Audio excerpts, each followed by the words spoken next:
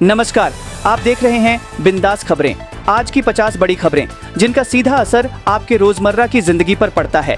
देश दुनिया, सरकार, तकनीक, मौसम और आपकी जेब से जुड़ी सभी ताज़ा अपडेट लेकर हम हाजिर हैं।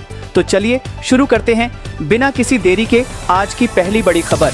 17वें सिविल सेवा दिवस के अवसर पर प्रधानमंत्री नरेंद्र मोदी ने देश के सिविल सेवकों को संबोधित किया, जिसमें प्रशासनिक सुधारों और मिनिमम गवर्नमेंट मैक्सिमम गवर्नेंस पर जोर दिया। प्रधानमंत्री मोदी ने यमुना नदी की सफाई और पुनर्जीवन के लिए एक उच्च स्तरीय बैठक की अध्यक्षता की, जिसमें विभिन्न मंत्रालयों के अधिकारी शामिल हुए। महाराष्ट्र सरकार ने कक्षा 1 से 5 तक के छात्रों के लिए हिंदी को तीसरी भाषा के रूप में अनिवार्य किया, जिससे राजनीतिक विवाद उत्पन्न हुआ। वक्फ संशोधन कानून पर सुप्रीम कोर्ट की सुनवाई। सुप्रीम कोर्ट ने केंद्र सरकार को वक्फ संशोधन कानून पर जवाब दाखिल करने के लिए 1 हफ्ते का समय दिया है। अगली सुनवाई 5 मई को होगी। प्याज निर्यात शुल्क हटाया गया। सरकार ने अप्रैल में प्याज के निर्यात पर 20% शुल्क हटाने की घोषणा की है, जिससे किसानों को बेहतर मूल्य मिल सकेगा। जापान ने भारत को Mumbai Ahmedabad high speed rail corridor के परीक्षण के लिए 2 शिंकानसेन ट्रेन सेट्स E5 और E3 सीरीज मुफ्त में देने की घोषणा की है। प्रधानमंत्री विद्यालक्ष्मी योजना का विस्तार। सरकार ने छात्रों को बिना गारंटी 7,50,000 रुपए तक का शिक्षा ऋण देने की घोषणा की है, जिससे उच्च शिक्षा अब और सुलभ होगी। सरकार केंद्रीय सरकार स्वास्थ्य योजना CGHS को एक नई बीमा आधारित योजना CGPCS में परिवर्तित करने पर विचार कर रही है, जिससे कर्मचारियों और पेंशन भोगियों को बेहतर स्वास्थ्य सेवाएं मिल सकें। प्रधानमंत्री मोदी और एलन मस्क के बीच फोन पर चर्चा हुई, जिसमें उन्होंने तकनीक और नवाचार के क्षेत्रों में सहयोग पर विचार विमर्श किया। इस बातचीत के बाद मस्क ने सोशल मीडिया प्लेटफॉर्म X पर लिखा, प्रधानमंत्री मोदी से बात करना सम्मान की बात थी। मैं इस साल के अंत में भारत आने के लिए उत्सुक हूँ। आज से राशन कार्ड धारकों के लिए नए नियम लागू हो गए हैं, जिसमें पात्रता मानदंड और गैस सब्सिडी वितरण प्रणाली में बदलाव शामिल हैं। अब अगर आप यहां तक देख रहे हो तो एक छोटी सी रिक्वेस्ट, वीडियो को लाइक जरूर कर देना और चैनल को सब्सक्राइब करना मत भूलना। पंजाब में पराली जलाने से रोकने के लिए खर्च होगा 500 करोड़। किसानों को CRM मशीनों पर मान सरकार सब्सिडी भी देगी।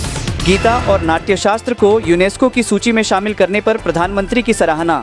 प्रधानमंत्री मोदी ने भगवत गीता और नाट्यशास्त्र को यूनेस्को की memory of the world register में शामिल किए जाने पर प्रसन्नता व्यक्त की। तेजस्वी यादव को बिहार में इंडिया गठबंधन का मुख्यमंत्री पद का चेहरा घोषित किया गया। RJD सांसद मनोज झा ने तेजस्वी यादव को बिहार में इंडिया गठबंधन का मुख्यमंत्री पद का अविवादित चेहरा घोषित किया। दिल्ली NCR का बदला मौसम का मिजाज, कई इलाकों में भारी बारिश, गर्मी से मिली राहत। बिहार UP के यात्रियों के लिए खुशखबरी, दिल्ली से मिलेगी अब कंफर्म टिकट। रेलवे ने समर स्पेशल ट्रेनों का किया ऐलान। मथुरा में कृष्णलोक और अयोध्या में बनेगा लवकुश पार्क। अब 3D में देख सकेंगे प्रभु की लीला। गिग वर्कर्स के पेंशन प्रस्ताव को जल्द कैबिनेट की मंजूरी के लिए भेजेगा श्रम मंत्रालय। 2% अंशदान पर हामी। अगले महीने स्पेस स्टेशन जाएंगे भारतीय एस्ट्रोनॉट शुभांशु शुक्ला। भारत ने मिशन के लिए खर्च किए हैं $1 अरब। भाजपा में बड़े बदलाव की तैयारी।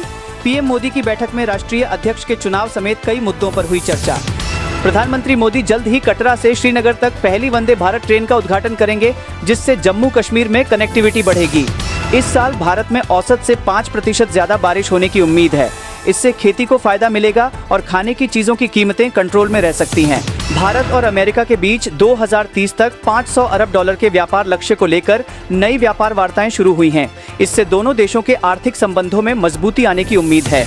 अमेरिका दौरे पर राहुल गांधी रोड आइलैंड में ब्राउन यूनिवर्सिटी के छात्रों से करेंगे बातचीत। सरकार ने कोयला ट्रेड एक्सचेंज को लेकर प्रस्तावित नियमों पर सार्वजनिक टिप्पणियां देने की समय सीमा 7 मई तक बढ़ा दी है। इस एक्सचेंज से कमोडिटी के रूप में कोयले का कारोबार हो सकेगा।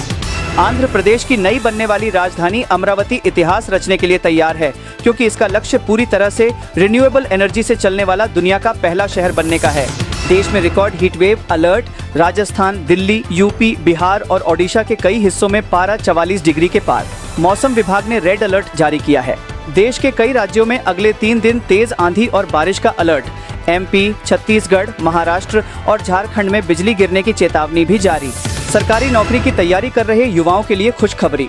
SSC ने 18,000 से ज्यादा पदों पर भर्ती के लिए नोटिफिकेशन जारी किया है।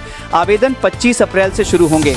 AIIMS ने हेल्थ वॉच ऐप किया लॉन्च। अब घर बैठे मरीज पा सकेंगे डॉक्टर से सलाह और टेस्ट रिपोर्ट की डिजिटल सुविधा।